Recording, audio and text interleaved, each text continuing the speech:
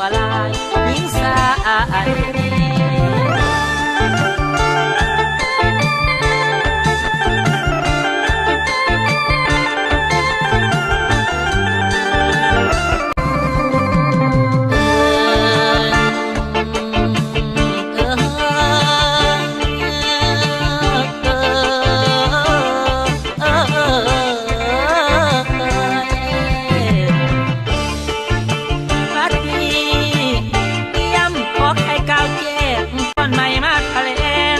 ผู้ฟังเอ่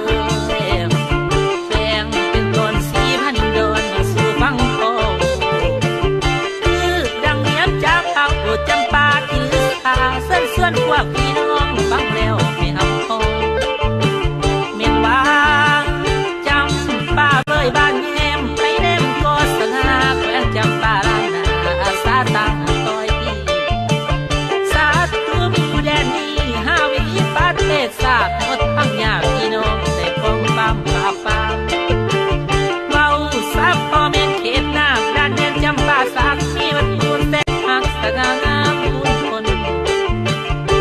พอมีจนอีซ้ำเบาหรือมัดพนักคำจำปาสักงามตองด้านจิตใจก็ตื่นตองบ่มองเก่าเก่าสีท่านมีนั้นเข้าวัดผู้จำปาสักเอาตั้งแต่เข้าปูญาเปิดสร้างมาไว้ให้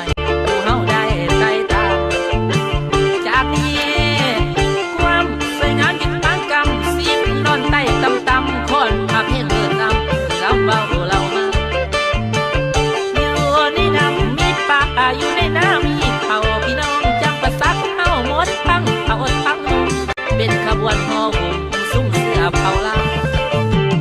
แนวกินข้าวใส่แก้งก็มาแพ้มันดาบเผาบ่าวสาวน้อยนุ่งเก่าเอาใจส่วนสวยสุดให้ฟังผู้รับเบาผู้นั้นเป็นเขาแถวที่ครอบมาพี่แดน้องคงดองรวมกันทั้งขยันกันตามตำแนวทางกันก้าวมากำเนิดเกิดให้รักษาไว้อย่าปล่อยว่างโบบ้านนั้นก็คืออายสีสาวเพียงข้างแกงหักบอลฟังสายเฮหักบอลแม่สายมือหักบอลคือปากออกต้องตุ้มแต่ก็เยาแต่พี่น้องนาเจ้ายังตุ้มซุ่มคะแนนยังหักแพ้กันดีบททางนี้แนวเดี๋ยวนี้น้องมาไปทางทางสาวนางที่บ่ว่างปากบ่พี่ยังคิดความคอยสิอ้อยน้องก็บ่นอนไป